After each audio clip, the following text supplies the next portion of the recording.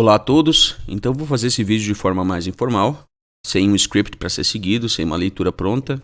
Quando a gente fala de traduções de Bíblia e quais traduções são as melhores, as piores, em português e em inglês também, uma tradução que é sempre alvo de crítica da parte das pessoas aí, né, que falam do assunto, sejam eles entendidos ou não, é a tradução do Novo Mundo. E essa crítica geralmente vem de pessoas que seguem alguma religião ou denominação cristã, sejam católicos, protestantes ou algumas religiões menores dentro do ramo cristão. São essas as religiões que são pioneiras, por assim dizer, em criticar a tradução do Novo Mundo. A crítica à tradução do Novo Mundo geralmente não vem de religiões que são focadas mais no judaísmo, mas vem mais das religiões cristãs.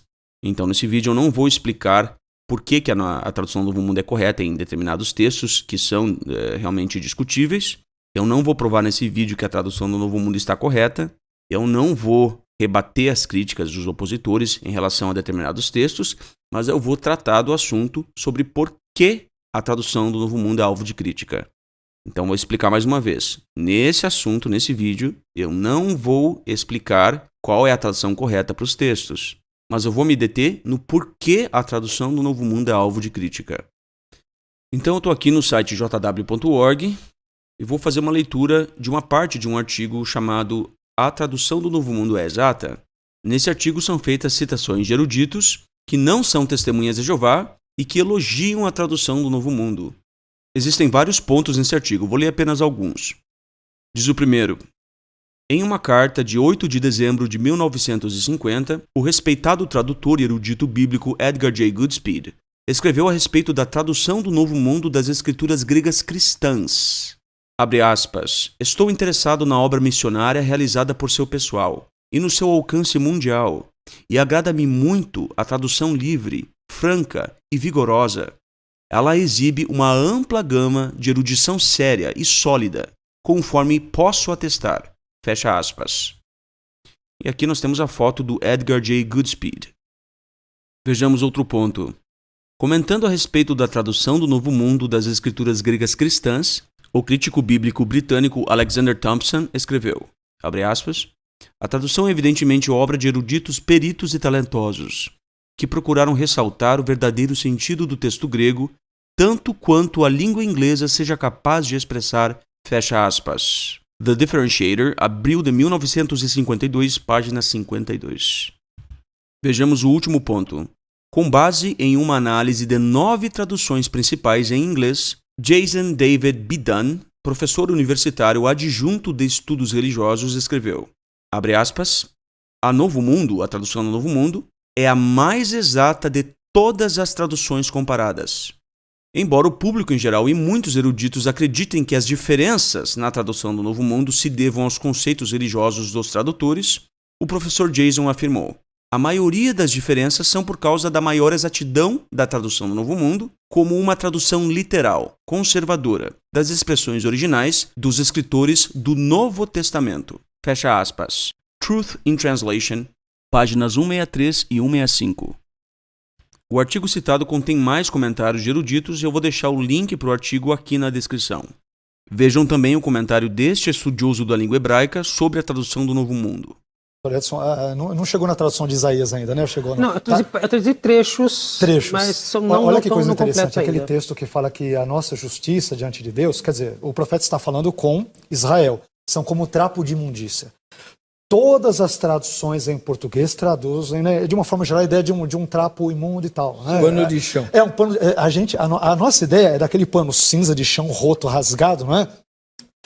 Curiosamente, pasme no que eu vou falar, a tradução brasileira que mais traduz de forma correta é a tradução do Novo Mundo das Escrituras dos Testemunhos de Jeová. A tradução deles é a mais correta que tem, porque a expressão hebraica ali é beged idim. Beged idim. Beged idim é trapo de menstruações, ou roupa de menstruações. Isso. Naquela época não existia absorvente. Então a mulher usava panos quando estava naqueles dias, mas curiosamente nós temos essa... E normalmente todas as traduções, elas... parece que acabam não levando isso em consideração e fica que é muito chocante. Exato. Sim. Uma mulher lê aquilo, nós homens já nos choca num conceito, o contexto ocidental, mas imagine o contexto hebreu. Então, embora o comentário dele não se refira à tradução do Novo Mundo como um todo, apenas a um ponto específico, a observação que ele fez sobre esse detalhe mostra que a comissão de tradução da tradução do Novo Mundo é de fato competente. Pois bem, então com base no que foi apresentado aqui, a que conclusão nós podemos chegar?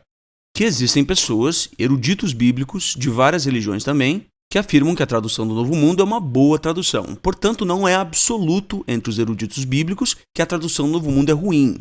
Então, se alguém disser que os eruditos bíblicos rejeitam a tradução do Novo Mundo, fica claro que essa declaração ou é baseada na ignorância, ou no preconceito, ou na hipocrisia.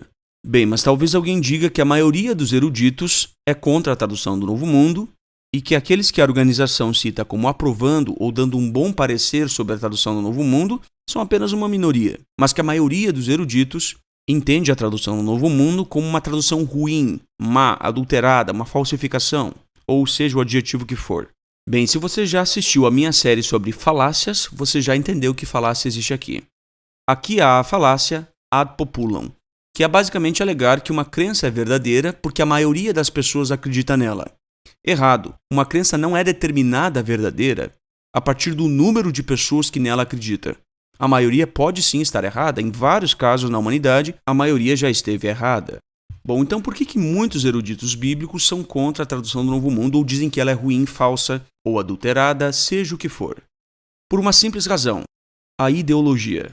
Uma coisa que eu entendi na minha vida, a partir da minha observação do mundo, é que a crença que alguém tem muito pouca relação, se é que tem alguma relação, com a inteligência e a cultura da pessoa. Eu já vi pessoas inteligentíssimas e cultas acreditarem em coisas que eu julgo estúpidas. E eu já vi pessoas sem nenhuma educação, pessoas que a sociedade julga como ignorantes, uma pessoa literalmente semi-analfabeta, mas são pessoas de uma sabedoria, de uma experiência de vida que você olha e você se curva diante daquilo ali. Como é que pode uma pessoa tão simples, sem nenhuma educação formal, ter tanta sabedoria? E ser tão inteligente em suas conclusões lógicas? Então a inteligência não tem nenhuma relação, até onde eu consigo perceber, com a crença ou a ideologia que a pessoa profere seguir. A pessoa inteligente pode acreditar em algo totalmente estúpido a partir daquilo que eu consigo perceber, e a pessoa totalmente ignorante ou sem educação, sem qualquer educação formal, pode ser totalmente sábia nas suas crenças. Então, tendo isso sido dito, fica claro por que muitos eruditos bíblicos são contra a tradução Novo Mundo ou dizem que ela é falsa, que ela é adulterada, seja o que for, por causa da sua ideologia. Por exemplo, vejamos o caso de João capítulo 1, versículo 1. A tradução do Novo Mundo diz: a palavra era um Deus. Muitas pessoas vêm e dizem, sejam elas eruditas ou não: a tradução do Novo Mundo acrescentou a palavra um. A palavra um não existe no texto grego. Bem, a meu ver, a pessoa que comenta isso está por fora, ela está desinformada. Eu expliquei esse assunto detalhadamente na minha série O Prólogo de João, vídeo 6, A Regra de Cowell. Eu vou deixar o link na descrição e também vou deixar o link da série completa, onde eu rebati todos os argumentos usados contra as Testemunhas de Jeová, onde todas as objeções levantadas foram respondidas. Nessa série eu não apenas respondi às objeções, mas eu também fiz o caso positivo para a nossa crença e provei por que a tradução do Novo Mundo está certa e as outras traduções estão erradas. A ideologia começa no seguinte: a pessoa presume que Jesus é Deus e, a partir disso, ela presume teologicamente que a palavra seja o Deus Supremo. Logo, se traduzirmos a palavra era um Deus, isso está errado. Mas espera aí, está errado em que sentido? Teologicamente. Não linguisticamente. Há uma diferença entre teologia e linguística. A tradução, a palavra era um Deus, é gramaticalmente possível. A pessoa que diz que não é gramaticalmente possível está totalmente desinformada. Se você conhece o grego, você sabe que, gramaticalmente falando, a tradução, a palavra era um Deus, não apenas é possível, mas é muito provável. Gramaticalmente. Bom, então nós temos uma questão, a questão gramatical. Existe também a questão teológica. A palavra era Deus ou um Deus? Aí é uma questão teológica. O trinitário vai argumentar: a palavra não é um Deus porque isso é politeísmo. Então as Testemunhas de Jeová vão argumentar de uma perspectiva contextual. Antes da teologia vem o contexto. Então primeiro vem a gramática, depois o contexto e depois a teologia. As Testemunhas de Jeová vão argumentar: a palavra não é Deus, o Deus Supremo, porque ela está com o Deus Supremo. Então, a menos que ela seja aquele próprio Deus com quem ela tem que ser um Deus distinto. uma deidade, um argumento contextual. E aí o trinitário vai dizer, não, mas aquele Deus com quem a palavra está se refere à pessoa do Pai. Aí a testemunha de Jeová diz, bom, então existem dois deuses. Porque a Bíblia diz que a palavra estava com Deus, não com o Pai. Então a separação feita por João foi em termos de deidade. O Deus Supremo é aquele com quem a palavra estava, o Deus de Gênesis. No princípio Deus criou os céus e a terra. E um Deus distinto daquele com quem a palavra estava era a palavra. Então aqui João faz uma separação entre Deus e a palavra em termos de theos, em termos de Deus, não em termos de pai e filho. Então veja que o assunto aqui é teológico e contextual. Eu acredito que a tradução correta seja a palavra era um Deus, porque João faz uma distinção em termos de Deus, em termos de theos no grego, não em termos de pai e filho. Se João tivesse dito, no princípio era a palavra estava com o Pai, e a palavra era o Deus Filho, aí tudo bem. Mas não foi isso que ele disse. João disse, no princípio era a palavra estava com o Deus. Aqui nós temos o teísmo bíblico, o Deus da Bíblia, o Deus Supremo. Este era aquele com quem a palavra estava. Então eu entendo teologicamente assim. E porque é isso que o texto me diz também. Então eu acho que em João capítulo 1, versículo 1, existe dois argumentos. Primeiro, teológico, a palavra estava com o Deus, e aqui nós temos a teologia bíblica, e nós temos a dedução contextual. A palavra estava com o Deus. Ela não pode ser aquele com quem ela estava. E se ela estava com o Deus, então ela era um Deus. O trinitário vai dizer, não, mas esse Deus aqui é somente o Pai. Não é isso que João disse. João disse, a palavra estava com o Deus. Se esse Deus aqui é somente o Pai, então somente o Pai é Deus. Compreendeu? Você não pode presumir que Deus é uma referência somente ao Pai, ou ao Pai e ao Espírito Santo, e depois dizer que Deus é uma trindade. Se você disser que Deus é uma trindade, então você lê em João capítulo 1. No princípio era a palavra estava com o Deus. Esse aqui tem que ser a trindade. Porque se você diz Deus é uma trindade, então a palavra estava com o Deus, a palavra tem que estar com a trindade. Porque aqui nós temos o Deus da Bíblia, o Deus do Antigo Testamento. O Deus que no princípio criou os céus e a terra. Então esse Deus tem que ser a trindade, se Deus é uma trindade. Só que isso não acontece. Por quê? Porque os trinitários não admitem que o Deus com quem a palavra estava era a trindade. Eles vão dizer, o Deus com quem a palavra estava era o Pai, ou o Pai e o Espírito Santo, seja o que for. Mas por quê? Se você presumir que o Deus com quem a palavra estava era somente o Pai, ou somente o Pai e o Espírito Santo, então você não vai poder concluir nada que contradiga isso. Porque numa estrutura argumentativa, a conclusão não pode contradizer as premissas. Então, se você presume que Deus é somente o Pai, aqui nesse texto, então você não pode concluir que Deus não é somente o Pai. Isso é unitarismo, não trinitarismo. Quem acredita nisso não são os trinitários, são as testemunhas de Jeová. Então, a meu ver, o trinitário ele vai até o unitarismo e diz, não, eu vou pegar o unitarismo, eu vou roubar do unitarismo e dizer que Deus é somente o Pai, para depois concluir que Deus é uma trindade. É isso que o trinitário faz. Ele vai até o unitarismo, que é a crença das testemunhas de Jeová, e diz, bom, eu vou roubar o Deus de vocês e vou dizer que Deus é somente o Pai, para refutar o argumento de vocês de que a palavra não pode ser o mesmo Deus com que ela estava.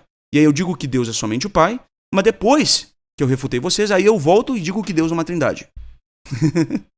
É basicamente isso. Então veja que o debate ele é ideológico e não gramatical. Porque gramaticalmente, tanto a tradução, a palavra era Deus, como a palavra era um Deus, são possíveis gramaticalmente. Mas contextualmente, teologicamente, existe uma disputa. E é aqui que a disputa está, na teologia e não na gramática. Portanto, você não pode criticar a tradução do Novo Mundo como sendo ruim, porque você discorda dela teologicamente. E quem fala isso não sou eu, mas são os próprios estudiosos tradutores da Bíblia. Veja só. Eu creio que não dá para você traduzir de uma forma absolutamente neutra. Sempre tem algo do autor que de alguma forma está ali presente. Sim. Sua criação, seus valores, sua filosofia, seu Sitzenleben, né, todo o contexto vivencial de vida, estão presentes no momento em que ele traduz o texto. Então isso é inegável.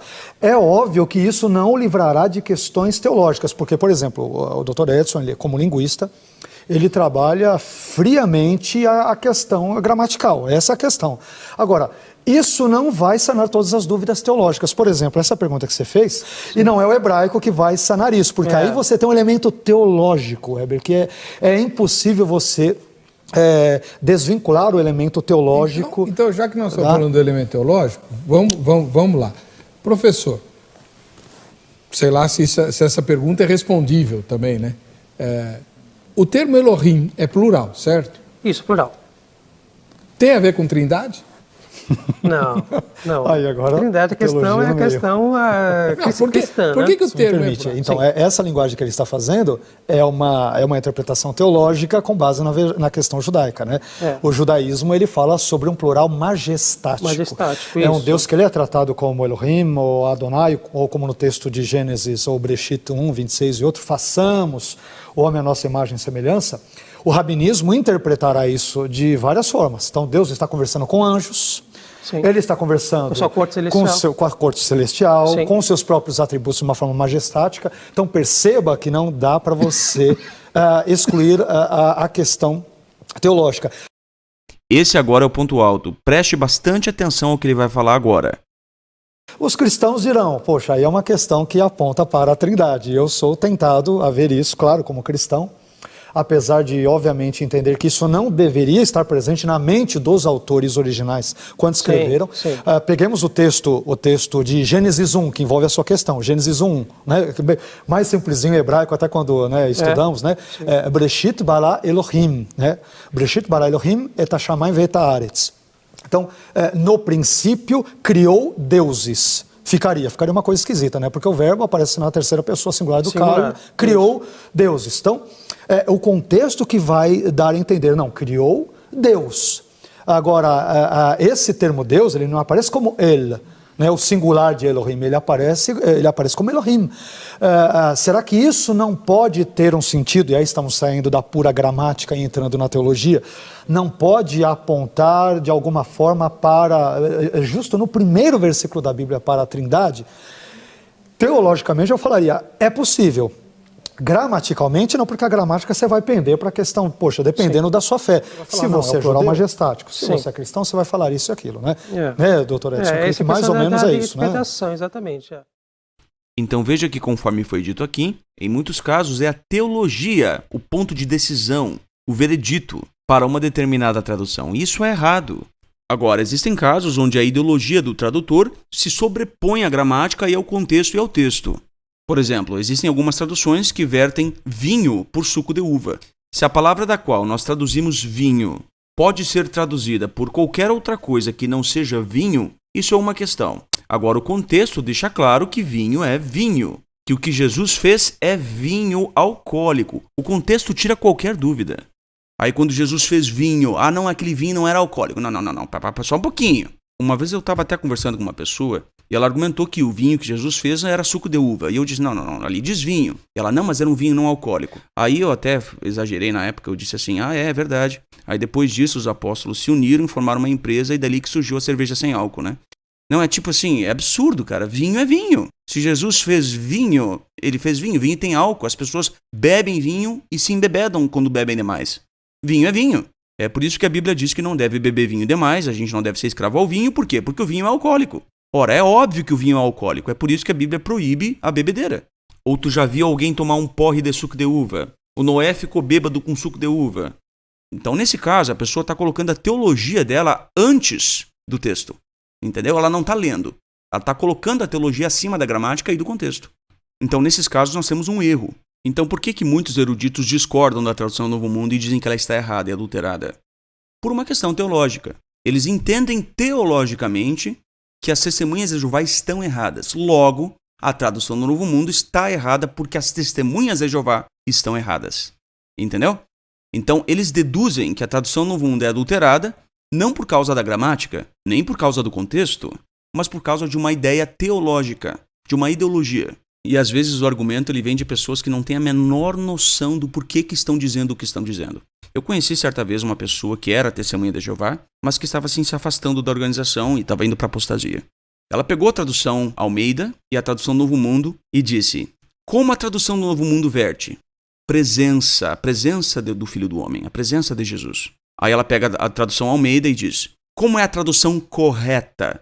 A vinda de Jesus. A tradução do Novo Mundo está errada, porque ela traduz errado e a tradução Almeida está certa. Qual é o erro aqui? Qual é a falácia?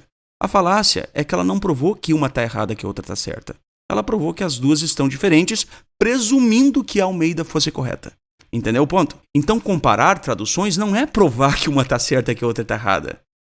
Isso não é provar nada. E chega a ser assustador o número de blogs, de sites que pegam a tradução do Novo Mundo de um lado, a Almeida ou outra tradução comum do outro, mostram que elas são diferentes e dizem: viu só?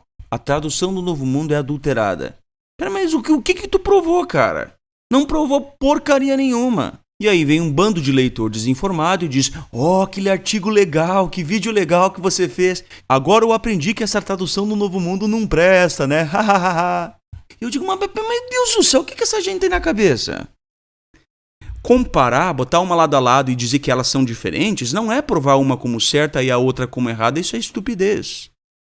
É por isso que eu insisto em dizer nos meus vídeos que apóstatas são um bando de pessoas que não entendiam nem a razão da própria existência e que acharam na sua própria ignorância um motivo para sair da organização. Onde já se viu você colocar a tradução do Novo Mundo de um lado, a Almeida do outro, ver que as duas são diferentes e concluir com base nisso que a tradução do Novo Mundo está errada? Que argumento esdrúxulo é esse? Isso não é argumento, cara. Eu já vi gente sair da organização por isso. Acreditem nisso. E a pessoa conta isso e ela acha que está abafando, né? Eu vou citar mais um exemplo. Colossenses 1, 15 e 16 cita Jesus como o primogênito de toda a criação e a tradução Novo Mundo acrescenta a palavra outras. Todas as outras coisas foram criadas por intermédio dele. Então a tradução Novo Mundo acrescenta a palavra outras. A palavra outras não está no texto grego. E aí as pessoas dizem: a palavra outras não está no texto grego, a tradução Novo Mundo acrescenta a palavra outras, isso é uma adulteração, tarará e tarará, tem toda aquela questão. Mais uma vez, esse é um debate teológico. Gramaticalmente, ou de uma perspectiva lexicogramatical, a palavra outras pode ser inserida no contexto. Pode, de uma perspectiva gramatical e contextual. Se alguém disser que a palavra outras não pode ser inserida nesse contexto, essa é uma declaração de viés ideológico. Pode. Gramaticalmente, de uma perspectiva lexicogramatical, pode. Mas aí nós entramos na questão teológica. Teologicamente, pode ou não pode? De uma perspectiva unitária, pode. De uma perspectiva trinitária, também pode. Engraçado. Pode. Por quê?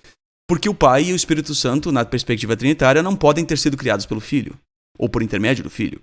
Então, quando o texto diz que todas as coisas foram criadas por intermédio do Filho, esse todas exclui o Pai e o Espírito Santo. Portanto, todas as outras é aceitável, mesmo de uma perspectiva trinitária. Então, a palavra outras pode sim ser inserida até mesmo num contexto trinitário.